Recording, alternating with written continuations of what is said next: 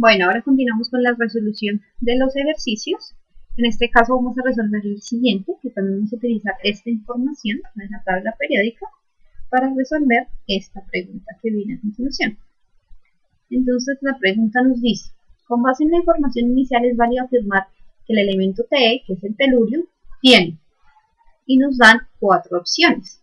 Entonces lo que vamos a hacer es, como este ejercicio requiere un poco más de análisis de los comportamientos de ciertas características de los elementos, entonces vamos a hacer el análisis de cada una de las opciones por separado y de esas miraremos, según el comportamiento analizado, cuál es la respuesta correcta.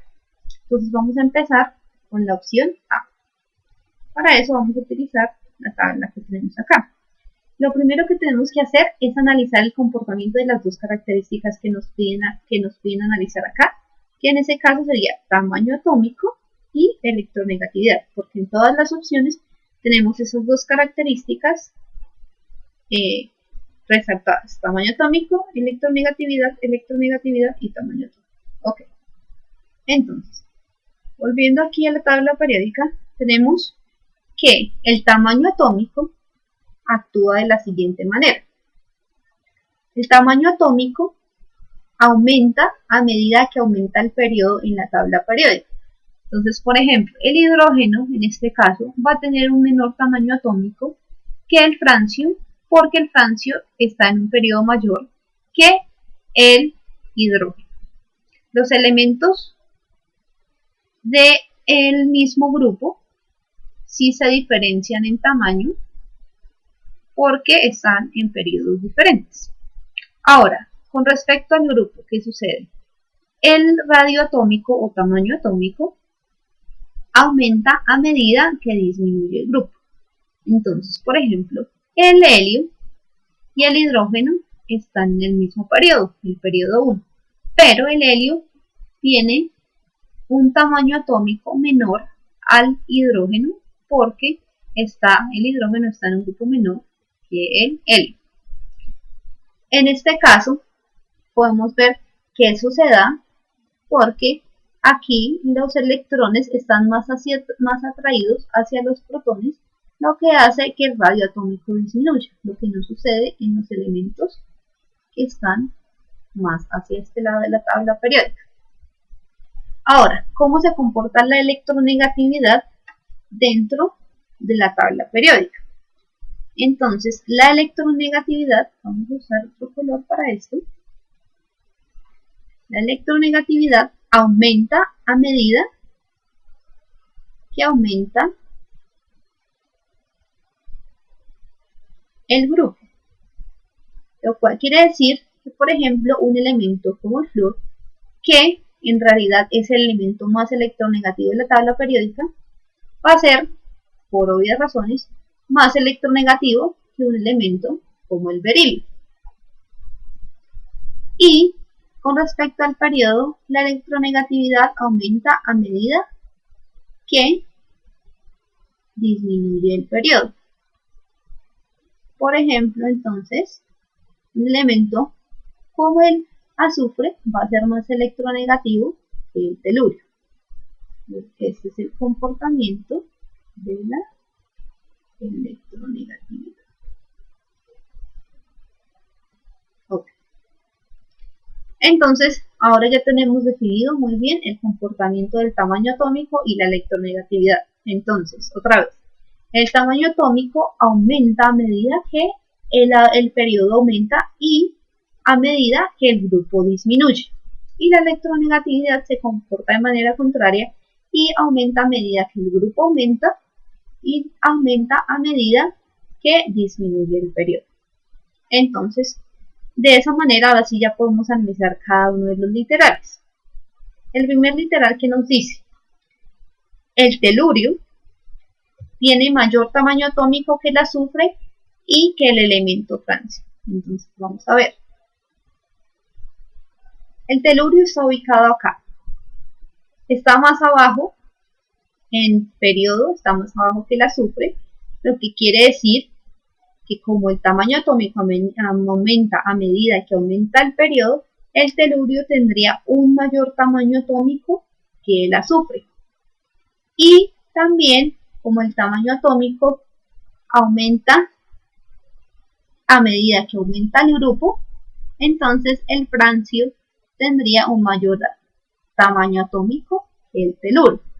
Eso hace que la opción A no sea la correcta, porque a pesar de que el telurio sí tiene mayor tamaño atómico que el elemento azufre, no tiene mayor tamaño atómico que el elemento francio. Ahora, la opción B. El elemento telurio tiene mayor electronegatividad que el elemento francio y que el elemento azufre. Ahora vamos a analizar esta parte.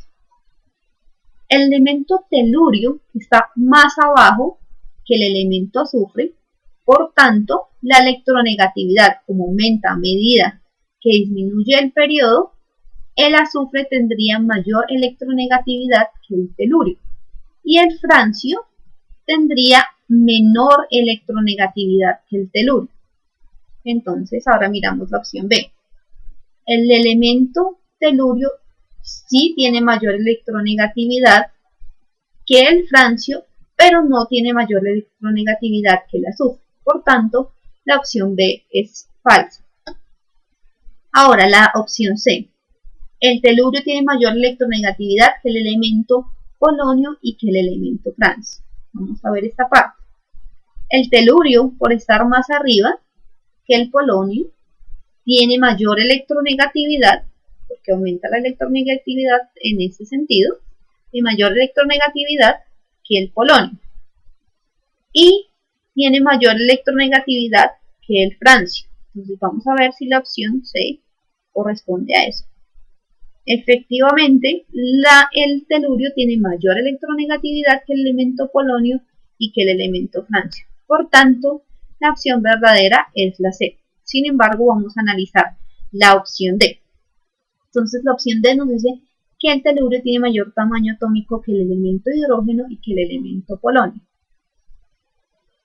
Tenemos acá el elemento polonio. El elemento polonio está más abajo que el elemento telurio y según el comportamiento de tamaño atómico ya explicado, el elemento polonio tendría mayor tamaño atómico que el telurio. Y el elemento hidrógeno sí tendría menor tamaño que el elemento telurio. Lo cual, ahora revisando la opción D, vemos que el polonio tiene mayor tamaño atómico que el telurio. Por tanto, esta opción es falsa. Y la respuesta correcta es la C. Ahora ya podemos proceder a contestar la siguiente pregunta. Para esta pregunta tenemos la siguiente información. Tenemos un elemento Q que reacciona con oxígeno produciendo monóxido o dióxido dependiendo de la temperatura. Entonces aquí nos muestran una tabla en donde encontramos temperatura, la reacción que ocurre a esa temperatura y la descripción. Aquí podemos ver que tenemos tres temperaturas, 100 grados centígrados, 180 y 250. Y para cada una de esas temperaturas nos dan la reacción que ocurre. El Q reacciona con oxígeno siempre y nos da una reacción. En la primera, por ejemplo, a 100 grados centígrados, se produce la formación del monóxido de Q. Para la segunda, a 180, tenemos la formación de dióxido de Q a partir de Q y de su monóxido. Y para 250, tenemos la descomposición del dióxido de Q. Entonces, ahora nos preguntan que sabiendo que el número de oxidación del oxígeno es 2 menos, con relación al número de oxidación del elemento Q se puede inferir que.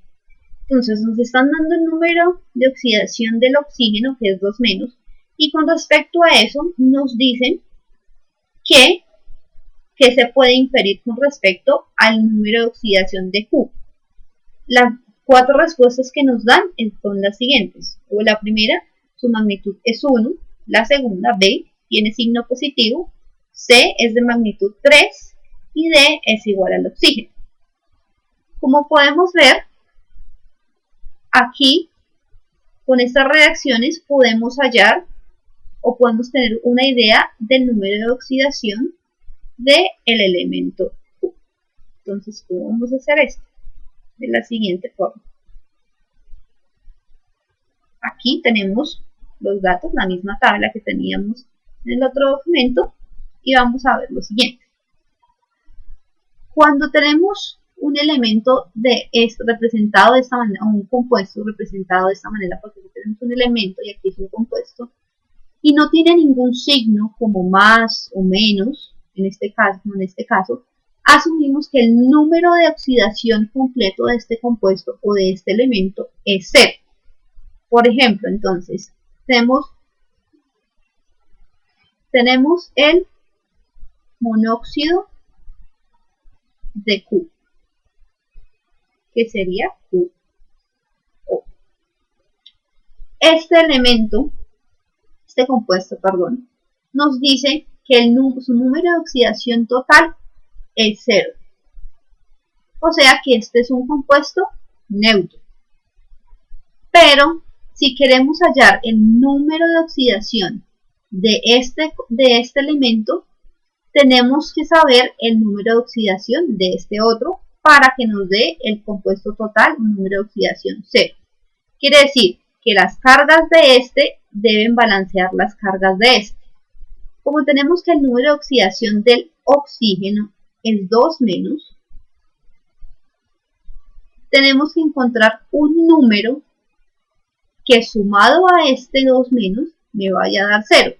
En este caso me daría un 2 más, porque solo tenemos un átomo de oxígeno, como se puede ver acá, tenemos un átomo de oxígeno y un átomo de Q. Quiere decir que este tiene un número de oxidación de 2 más. Y al hacer esta suma, efectivamente tenemos un número de oxidación total de 0. Ahora, si nosotros lo vemos así nada más, inmediatamente asumiríamos que el número de oxidación del Q es 2 más. Pero resulta que eso es solo para este compuesto en esta reacción, las reacciones que tengan este compuesto. Pero por ejemplo acá, en este, tenemos que el número de oxidación del Q va a ser diferente. ¿Por qué? Les explico esto. Aquí tenemos otro óxido, en este caso no es monóxido sino dióxido, y tenemos que el número de oxidación del oxígeno no va a cambiar, y de nuevo el número de oxidación de este compuesto va a ser 0 porque es un compuesto neutro. Entonces, para hallar el número de oxidación del Q, tenemos que saber el número de oxidación del oxígeno, que ya lo tenemos y sigue siendo 2 menos. Y tenemos que encontrar un número que sumado con esto me dé 0. Pero tenemos que tener en cuenta que aquí no tenemos un átomo como acá, sino tenemos 2 átomos de oxígeno. Lo que no quiere decir que este oxígeno me aporta dos cargas de 2 negativo, lo que me da un 4 negativo. Entonces, para que esto me dé en total 0, tengo que colocar un número acá que me haga cancelar este número. Y eso sería un 4 más. Aquí es donde vemos la discrepancia entre los números de oxidación. ¿Por qué? Porque en este compuesto que está en esta reacción, el elemento Q, tiene un número de oxidación más 2. Mientras que en este otro compuesto, el elemento Q, tiene un número de oxidación de más 4. Entonces, ahora regresando a la pregunta, nos dan 4 opciones. Dentro de esas 4 opciones, no nos dicen que podemos tener 2 números de oxidación para el Q, sino solo nos dan una opción. Entonces, de esas tenemos que escoger la mejor opción. La opción A me dice que su magnitud es 1. Inmediatamente la descartamos porque ya vimos que las magnitudes del número de oxidación del elemento Q son 2 más o 4 más. La B tiene signo positivo. En este caso, si volvemos a mirar acá, para ambos compuestos y también para acá, porque aquí su número de oxidación es 0 porque está como un elemento solito, aquí, o sea, que en este no está como un compuesto, aquí podemos ver que los números de oxidación para todos los compuestos en que participa el Q tienen signo positivo. Entonces, podemos decir que la respuesta correcta es la B. Sin embargo, vamos a analizar las otras dos opciones. La C es de magnitud 3. La podemos descartar porque ya vimos que es de magnitud 2 o 4. Y la D también la podemos descartar porque no va a ser igual al oxígeno, empezando porque va a tener una magnitud positiva, mientras que el oxígeno tiene magnitud negativa. Ya podemos seguir. Entonces de esta tenemos que la respuesta es la B, tiene signo positivo.